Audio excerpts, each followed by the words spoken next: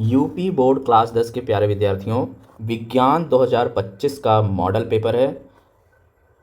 तो बच्चों, यहाँ पे हमने विज्ञान 2025 का मॉडल पेपर लिया है जो आपके लिए बहुत ही इम्पोर्टेंट है, क्योंकि ये मॉडल पेपर आपको अच्छे नंबर दिलाएगा और इसके प्रश्न फंसाएगा। तो सबसे पहले इस मॉडल पेपर के निर्देश होंगे, जो कि आपका सेम परीक्षा में ऐसा ही निर्देश होगा। परीक्षा में निर्देश सेम ऐसे ही होगा। निर्देश में क्या होगा कि प्रारंभ के 15 मिनट परीक्षार्थियों को प्रश्न पढ़ने के लिए निर्धारित है। प्रश्न पत्र 2 खंडों में विभाजित है। खंड आ तथा खंड बा में विभाजित किया गया है।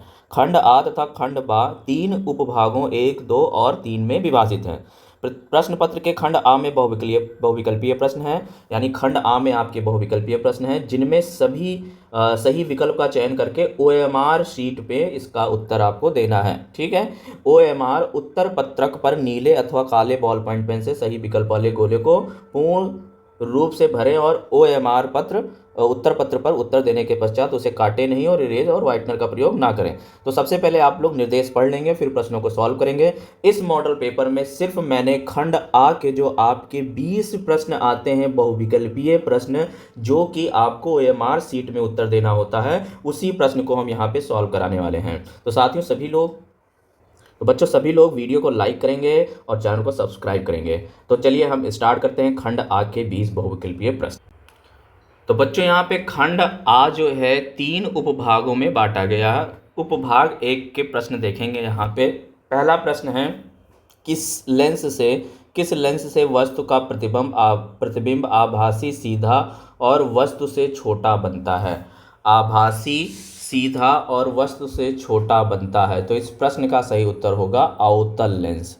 अवतल लेंस से होगा। अवतल लेंस कैसा होता है? ये कुछ इस प्रकार होता है। और अवतल लेंस में हमेशा, ये याद रखना, प्रश्न बनता है, अवतल लेंस से हमेशा वस्तु का प्रतिबिंब आभासी, सीधा और वस्तु से छोटा ही बनेगा। आप वस्तु को कहीं भी रखोगे, उसका प्रतिबिंब हमेशा वस्तु से छोटा बनेगा, आभासी बनेगा। क्लियर है? अगला प्रश्न देखेंगे। एक गोलीय दर्पण के वक्रता केंद्र तथा ध्रुव के बीच की दूरी 20 सेंटीमीटर है। वक्रता केंद्र यानी यहाँ पे आपका ध्रुव होता है, और वक्रता केंद्र यानी R की वैल्यू दे रखी है। R कितना है? R दे रखा है बच्चों 20 सेंटीमीटर दे रखा है। तो फोकस दूरी क्या होगी? और हमें रिलेशन पता होता है, F इक्वल टू क्या होता है? R अपॉन का 2। तो 20 अपॉन का 2 यानी कि 10 सेंटीमीटर। तो उस लेंस की फोकस दूरी कितनी होगी? 10 सेंटीमीटर होगी। ऑप्शन नंबर बी करेक्ट हो जाएगा इसका। प्रकाश के किस घटना के कारण आकाश नीला दिखाई देता है? प्रकाश के किस घटना के कारण आकाश नीला दिखाई देता है? तो इस प्रश्न का उत्तर हो जाएगा प्रकीर्णन। प्रकीर्णन प्रक्रिया या प्रकीर्णन घटना के द्वारा प्रकाश का रंग नीला दिखाई देता है। याद रखेंगे इसको। एक लेंस की क्षमता 2 डायोप्टर है। डायोप्टर किसकी यूनिट होती है? किसका मात्रक होता है? तो ये पावर होता है, शक्ति। लेंस की क्षमता का मात्रक होता है डायोप्टर। इसकी फोकस दूरी सेंटीमीटर में कितनी होगी? तो फॉर्मूला होता है क्षमता P इक्वल टू 1/F, और P कितना दे रखा है? 2। तो F की वैल्यू कितनी हो जाएगी? यहाँ से F इक्वल टू हो जाएगा 1 का P, यानी कि 1 का 2, और ये हो जाएगा 0.5। ये मीटर में आंसर आएगा। तो P इक्वल टू 0.5 मीटर, लेकिन बच्चों सेंटीमीटर में उत्तर पूछा है, तो कितना हो जाएगा ये? इसको 100 से मल्टीप्लाई कर देंगे। 100 से मल्टीप्लाई कर देंगे तो 50 सेंटीमीटर आएगा प्लस का। 50 सेंटीमीटर प्लस का। तो चौथे प्रश्न का ऑप्शन नंबर ए करेक्ट हो जाएगा। पांचवा प्रश्न है, फ्यूज तार को निम्नलिखित घरेलू विद्युत वितरण के किस तार के श्रेणी क्रम में जोड़ा जाता है? तो जीवित तार। ऑप्शन नंबर सी करेक्ट हो जाएगा। यदि शक्ति, कार्य तथा समय को क्रमशः x1, x2, x3 से प्रदर्शित किया जाए तो निम्नलिखित में कौन सा संबंध सही है? तो देखिए, शक्ति बराबर क्या होता है? शक्ति इक्वल टू होता है कार्य बटा समय। कार्य बटा समय। अब देखो क्या बताया है बच्चों, शक्ति को x1 कहा गया है, कार्य को x2 कहा गया है, समय को x3 कहा गया है। तो रिलेशन क्या बनेगा, x1 x3 को अगर हम मल्टीप्लाई कर दें, x1 multiply by x3 is equal to x2, बिल्कुल ऑप्शन नंबर बी आपको दिखाई दे रहा है सही उत्तर होगा। छठे का ऑप्शन नंबर बी सही होगा। अगर वीडियो अच्छी लगी हो तो सब लोग वीडियो को लाइक कर दें, चैनल को सब्सक्राइब कर लें, आपको इसी तरह वीडियो मिलती रहेगी। एक चालक में 10 एम्पियर की धारा प्रवाहित होती है, इसके संगत 2 सेकंड में प्रवाहित होने वाली आवेश की मात्रा कितनी होगी।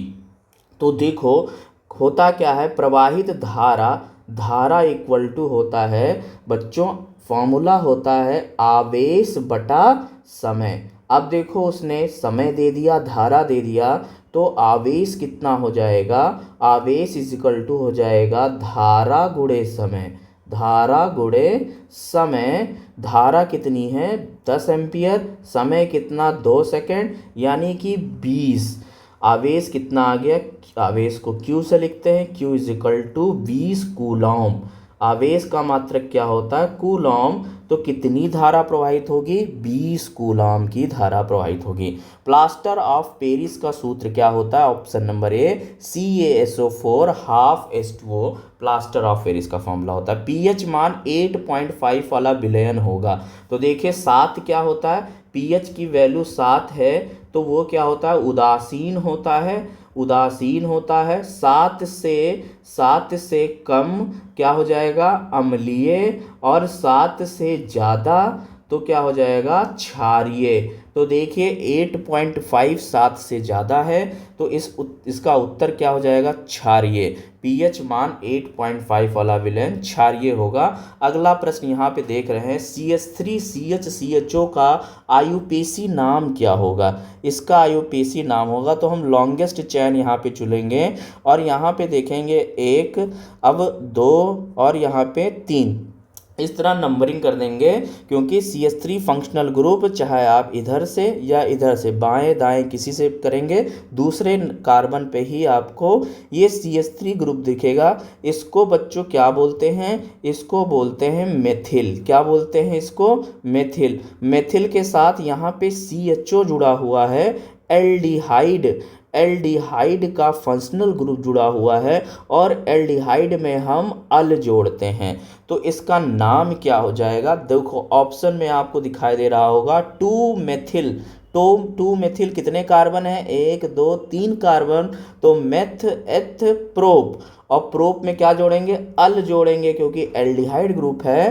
तो 2 methyl propanal, 2 methyl propanal, option number C इस प्रश्न का उत्तर हो जाएगा। वाहितम कोष में 7 इलेक्ट्रॉनों वाला तत्व होगा। तो 7 इलेक्ट्रॉनों वाला यानी कि वो 1 इलेक्ट्रॉन लेके अपना ऑक्टेट कंप्लीट करेगा, और जो इलेक्ट्रॉन को लेते हैं वो क्या होते हैं, अधातु होते हैं। 11वें का ऑप्शन नंबर ए करेक्ट हो जाएगा। कैल्शियम नाइट्रेट का रासायनिक सूत्र क्या है, तो CaNO3 का होल टॉयज, ऑप्शन नंबर बी करेक्ट हो जाएगा, CaNO3 का होल टॉयज। निम्नलिखित में से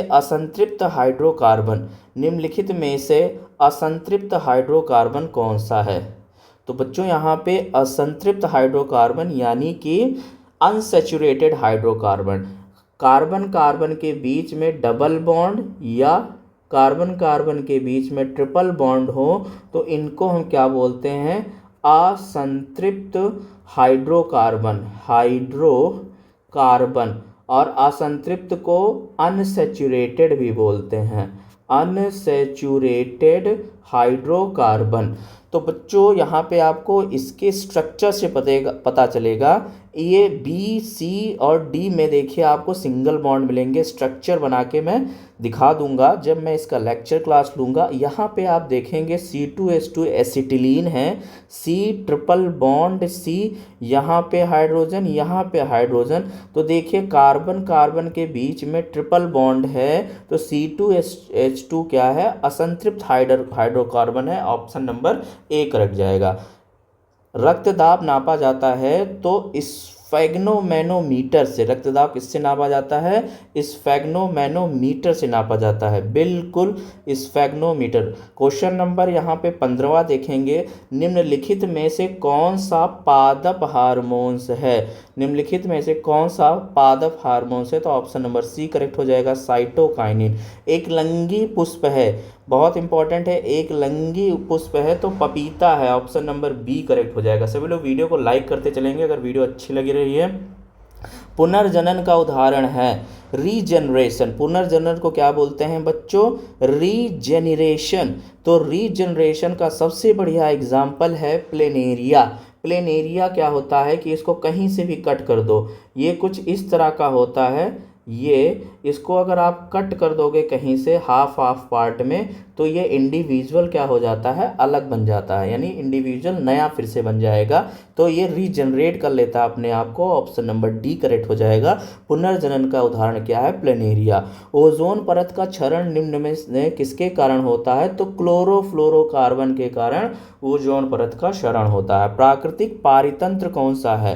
प्राकृतिक पारितंत्र कौन सा है? तो बिल्कुल 19वें का ऑप्शन नंबर डी करेक्ट हो जाएगा, 1।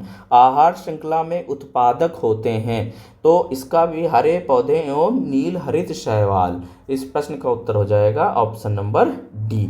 तो साथियों, यहाँ पे अगर वीडियो आपको अच्छी लगी हो तो चैनल को सब्सक्राइब करें, वीडियो को लाइक करें। मिलते हैं एक नेक्स्ट टॉपिक में, तब तक के लिए जय हिंद, जय भारत।